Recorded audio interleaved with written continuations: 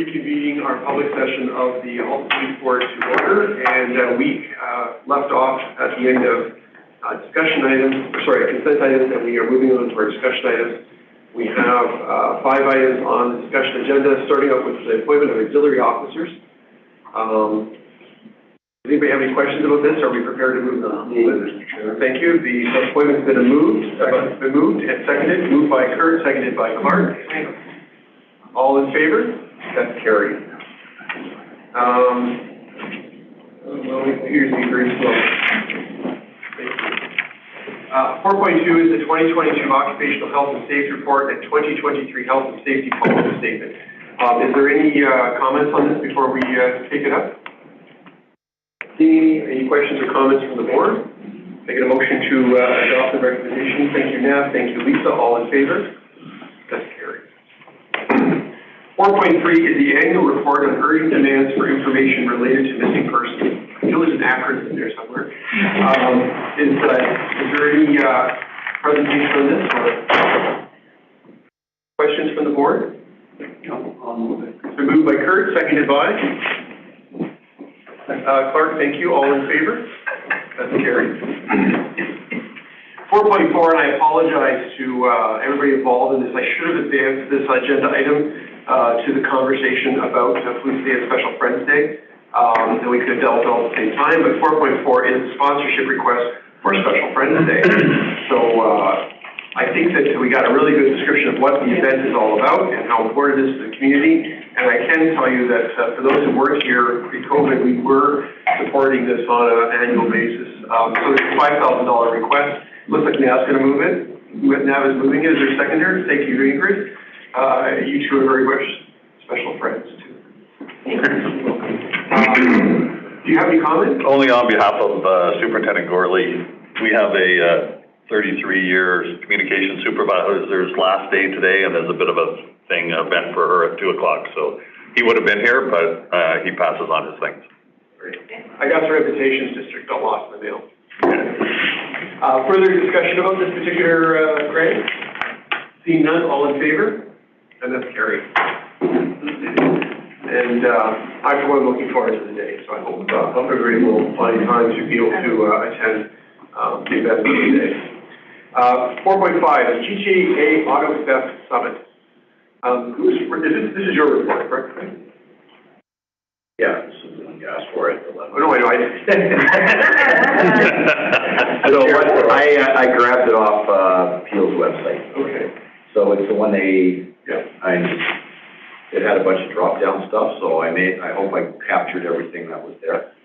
But this is essentially the consensus at the end of the day, right, fellas? Yeah. Which I think these guys in Peel had worked out before the event happened, and the rest of it was trying to get everybody else on side, yeah. So if you don't mind, I have a couple comments about that session. And it's to share with the board. So this was a session, I mentioned it before. It was organized by Peel Police Board and Peel Police Service jointly. It was held at the airport area, I think it was, and it was a day-long event. And the event was really to talk about rash of auto thefts occurring in the GTA. And there were members of services and several chiefs, as well as board members, and there's some provincial members of parliament, and there's some federal members of parliament, I think it was one federal member of parliament. So there was a good cross-section of folks that attended the day, and there was a good conversation, I think, ensued. I learned a lot.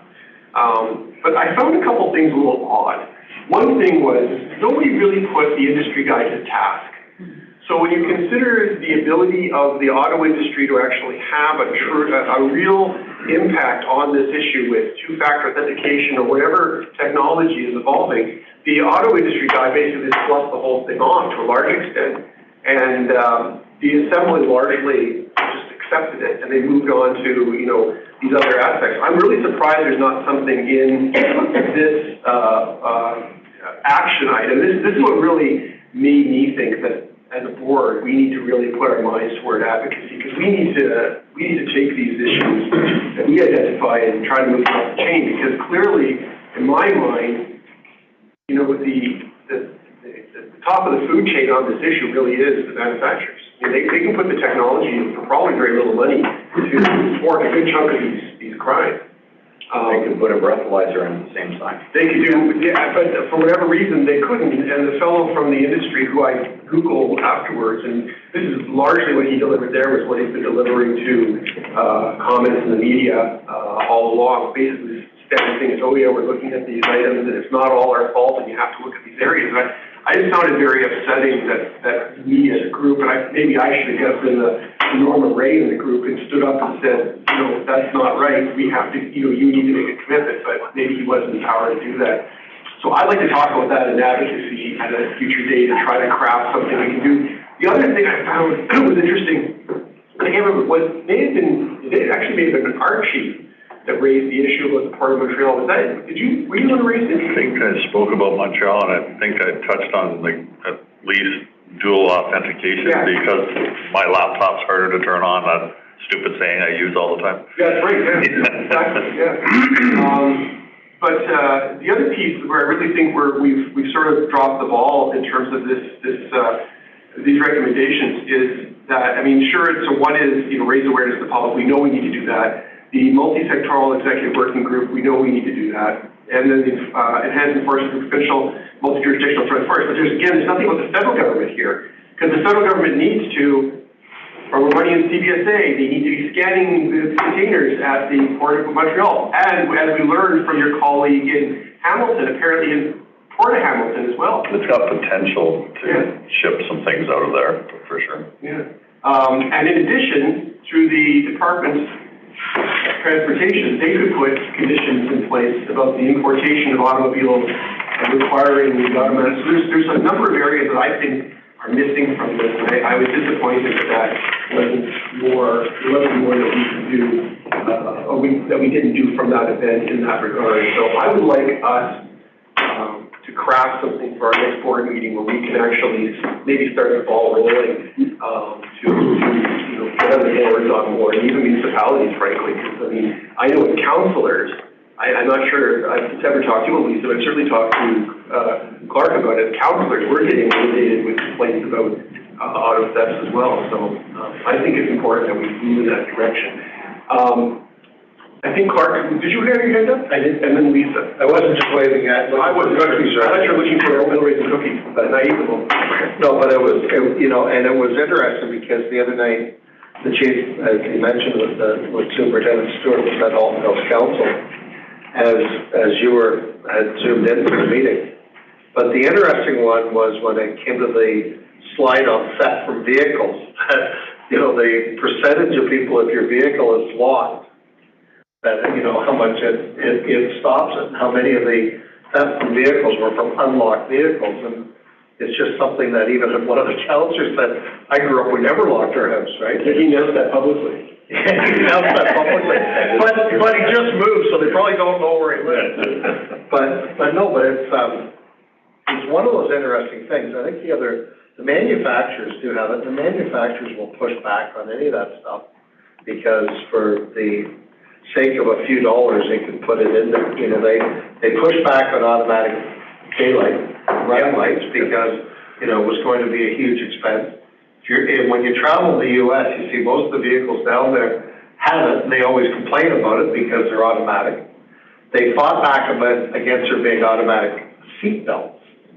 So they actually fought back, if you go back far enough, against it not being steel dashboards and putting in padding in the dashboards to prevent head injuries. So the manufacturers will push back on anything that might cost them a couple dollars, even though it's going to make their vehicles that much safer for the consumer who is going to buy them, right? And I think that you're right, Mr. Chair. If there is something that we can do to try to push on that through whatever avenue, I think it's worthwhile to do that as well. I don't know if it would have to be provincial or federal legislation on those ones. I know a lot of it is federal for transportation and vehicles. And if you ever want to know how inefficient that is, try to import a vehicle into Canada and see the hoops you go through on that. There seems to be one more checkbox. Now, I will point out, and I'll come to Lisa, I'm sorry, but I did a bit of research on this. I haven't had enough time to spend reading about it, but there was legislation, I think probably 20 years ago, which required some form of theft control. I think it was an auto disconnect or something. I don't remember exactly what it is. I apologize if I'm mischaracterizing, but there was legislation in place, but it never got updated with the technology. So what they mandated at the time was great at the moment, but now suddenly, technology has changed so dramatically that they haven't kept up to date with it. From the federal government's perspective, it is a federal legislation, it is federal jurisdiction. Between that and the fact that, these containers are being loaded onto ships with nobody knowing what the heck's inside of them. At federal ports. At federal ports, control. Yeah. Well, arguably Hell's Angels control ports. Yeah. That's part of the problem, especially in Montreal. Well, Violis and others.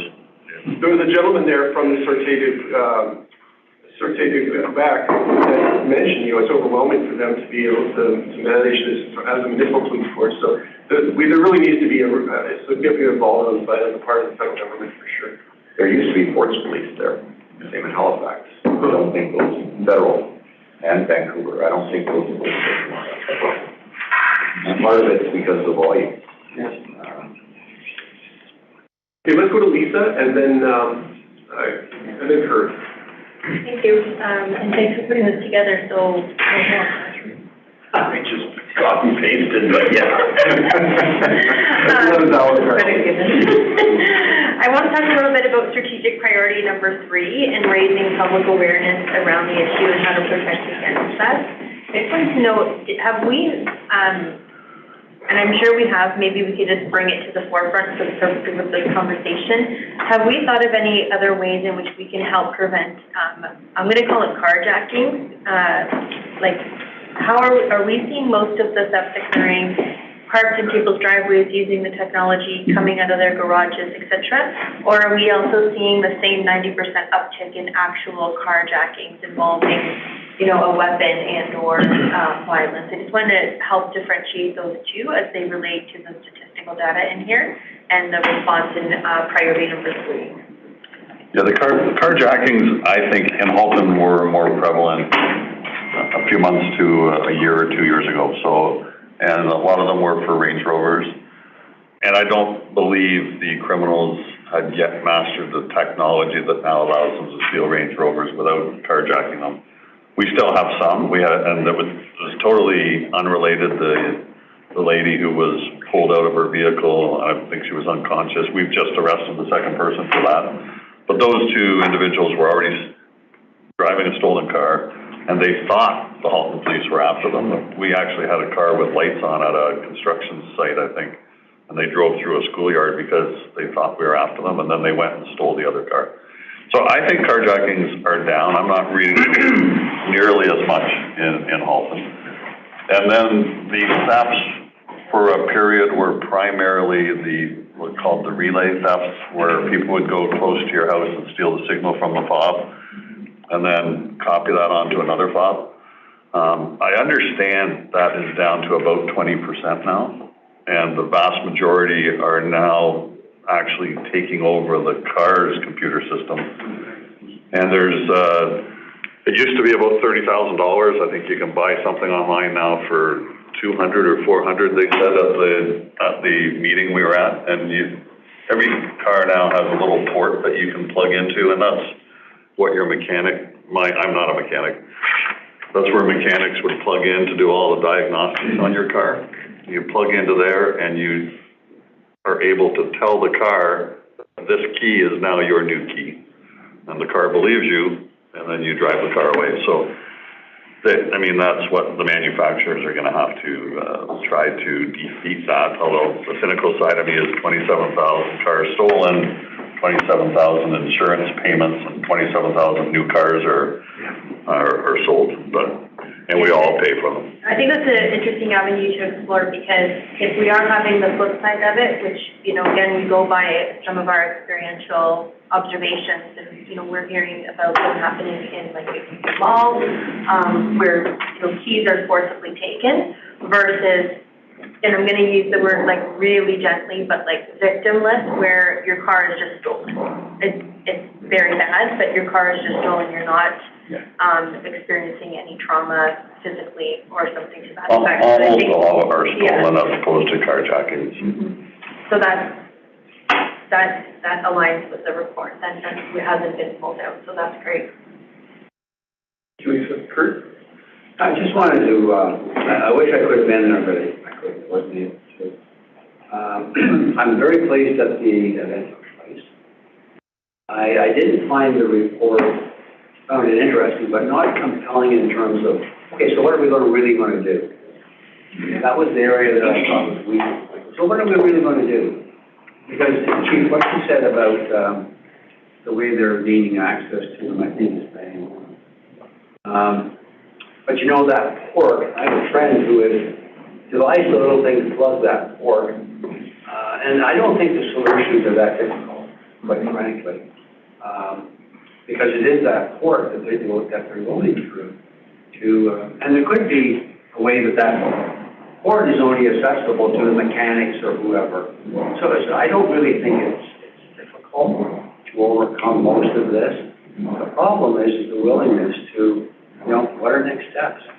And how do we get it in front of the right people? And I think that police aren't very good at, and for all kinds of reasons, don't see ourselves as political. Not very good at lobbying. There's all kinds of money that's spent on lobbyists in other sectors. But I just think that we need to come up with a better means of getting it in front of the people that are going to help make a difference. And I don't think they were necessarily at that meeting. I tend to agree. I think that's been bang on. That's what I observed as well. Great initiative, but but what next? And some of the things like in that report, those are motherhood kind of next steps. It's the more impactful next steps, the ones that are more difficult to get, like really putting pressure on the auto industry.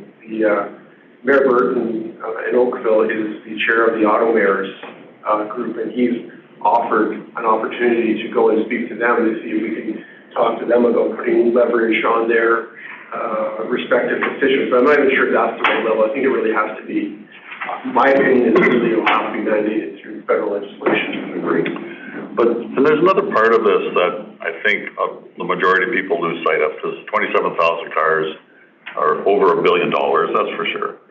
But every stolen car is a potential police pursuit. Yeah. And these people, it's in a part of our own collision reports. A number of our collisions involving our police cars now are criminals ramming our police cars in an attempt to get away. So they don't care, and they'll flee from us, and that's putting other people at risk, and it's putting our officers at risk. So it's not even just the $1 billion, and that's only the GTA. So there's lots of reasons. That's the part that I think we can emphasize a whole lot more, the public safety side of it, the lives that are at risk. It's actually more than the public inclusive, because it's carjacking. I don't think there's a compelling argument in that report.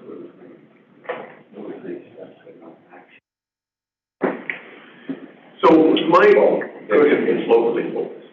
Right? So it's locally focused, and as opposed to systemic solutions, which is the point of manufacture, point of data for Canada, and the federal government's legislation compelling preventative measures at both. And what's another thing that's interesting as I'm listening to this, I mean, it was hosted by the Peel Board. They're not reflected in this. And it wasn't posted on their site either. Well, it's a great idea, but how do you get legs? So there was no provincial or national board of representation there either. That's right. That's a good point. So what I'd like to propose is, and I've alluded to it a couple times, I'd like to go away from this. I don't want to make a knee-jerk decision about how to manage this. or even determining who does what. I'd like to take it offline, and bring back a proposal for the next meeting.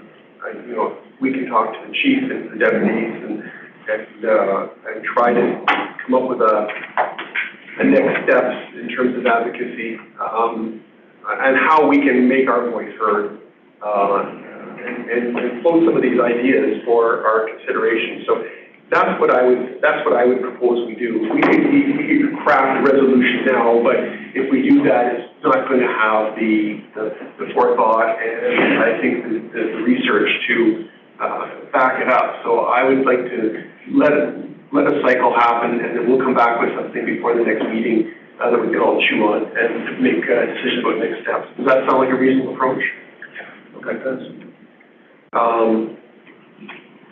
Okay, so the action on this item is then, I'm sorry, I started speaking right away. I stole everybody's thunder on this. Does the service have any comments on this report, or? No, I think the summit was set up to end with the recommendations that are here, so that's why they could be done ahead of time, more or less, with tweaking it as required. There was a little bit of that summit that became locally political opportunities. And I think a part of it was the person there that was sort of representing the auto manufacturers. They're all there in cooperation, so that probably day wasn't the day to take them too much to task, but we have to do that now. Because I think the bigger solution is between the insurance industry and the manufacturers. And if we can get both of them to change some things, and some of the prevention things, if there's some way to block that port, that the people can't take it out, would be great. Yeah, those port blockers, you can buy them on Amazon now, but they're not impossible to remove, I guess, is what I've heard. I've done my own research on it. Not that I don't need one. It slows them down if they have. The more they have to do, the more slow. Yeah. So with that, then, I guess the action on this is a motion to receive, and there's more to come. Oh, I'm sorry. I did draw something if you want. Oh, yeah, let's hear it. Just so we can go. I love your motions. Let's hear it. That an approach for advocacy regarding auto theft be developed for board consideration at a subsequent meeting. That's good. Assigned to who? Assigned to, Both. Assigned to the chair. Assigned to the chair. Okay. I just think if you want to advance it, somebody has. Yeah, I'll take leadership of it, but I may be calling board members to ask for help as well, so. That's good. Okay. Can I get that motion, so the receipt of the report and that motion? Kirk and Lisa, thank you very much. Any further conversation on that? All in favor? That's carried. Thank you.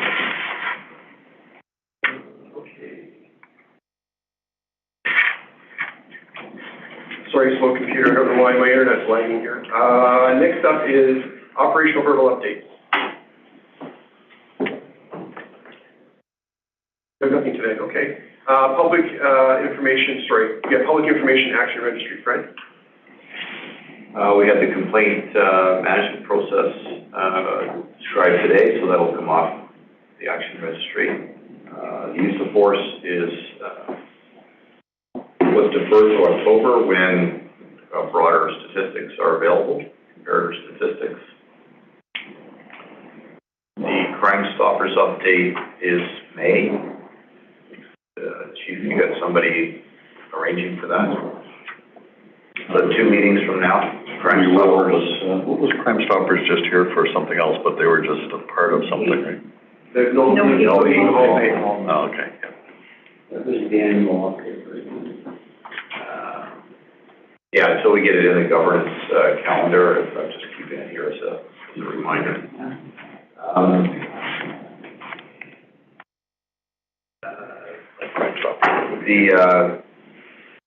The internal harassment cases piece that we talked about, we've got it scheduled for May.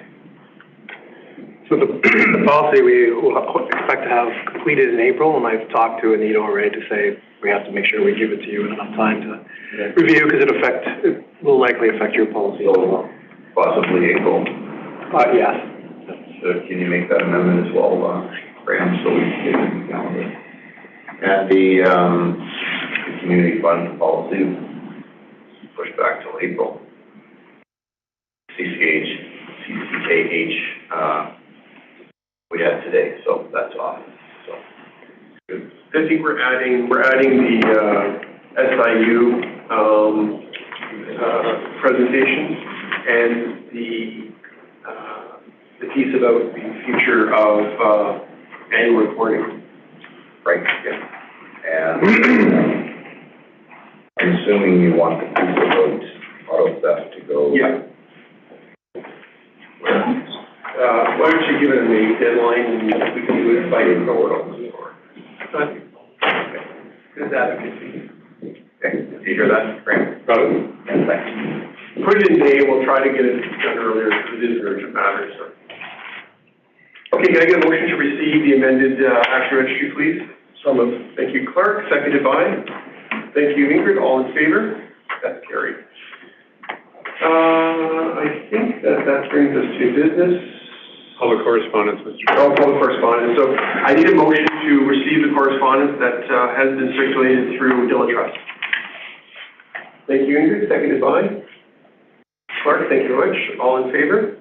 That's received. New business. You have new business to bring before the board today? Yes, Clark. I alluded to it before when we were talking about the auto theft, but just a thank you to Superintendent Stewart and the Chief for being at Halton Mills Council. As you were online listening to it, Mr. Chair, I think we were an hour and 45 minutes. It was a tremendous discussion, and the questions were really good as well. So thank you to all three of you for taking the time to come up and do that as well. Thank you, and that will be coming to a council near you. In the not-too-distant future, we'll try to schedule that with Superintendent Biggs in Burlington and Superintendent Sandy in Oakville, and then we'll be back in Milton with Dave Stewart. Sure, do it twice. Yeah, he does. Lucky him.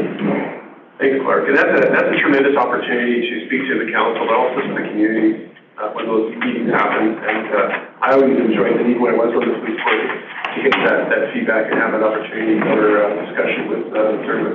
And it was, I think, for Mr. Chair, because of 6 of the members of council are new, it was really the first opportunity that they've had to talk to Superintendent Stewart and also to have that dialogue and ask questions of the chief as well. Yeah, it's wonderful. So we look forward to hearing about the next meeting. So let me know when they're happening, because I wouldn't mind being able to jump on and say a few words if I can, if it's appropriate, and certainly here. Okay, any last call for your business? Not seeing any, I need a motion to move into a board-only session closed to the public. Thank you, Nav. Seconded by Ingrid. That's carried. Okay, what I'm going to do is I'm going to announce, for the sake of those who are watching on streaming, that the public portion of the meeting is now over. We are going into another confidential session that is only for board members. We will not be returning at the end of that session, so we are signing off today on our live stream. So thank you for watching and participating. If you have any questions about the activities of the school board, don't ever hesitate to reach out to us. You can always learn more about us at haltonpoliceboard.ca. And with that, members of the board, the public portion meeting is adjourned, and we will move over to our board office to